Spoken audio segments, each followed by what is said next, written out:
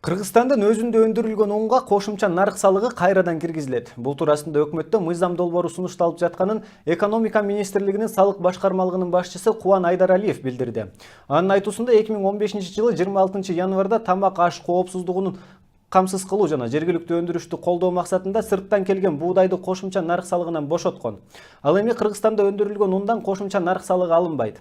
Бирок Казакстан жана бир катар эл аралык уюмдар унга кошумча нарык салыгын киргизүүнү сунуштап, өкмөт аны колдоого алууда. Муну менен бюджетке түшүүчү салык 500 миллион сомго чейин көбөйөлөрү пайдаланууда. Кирген буудайдын саны көбөйбөй эле тескерисинче азайып атат. Демек, мен ойлойм, балким кошуна Казакстан тарабынан да бир чектөө болуп атабы. Ошонун негизинде баягы биз өзүбүздүн жана өндүрүштү колдойлук деген максатка жете албай атабыз. Ошол себептүү бул бир жыл болуп калды. Ошону кайра алсакпы деген ниетте ошо жаңы мыйзамды жылдырып атабыз. Азыр жанагы 23 ноябрдан бери өкмөттүн сайтында турат.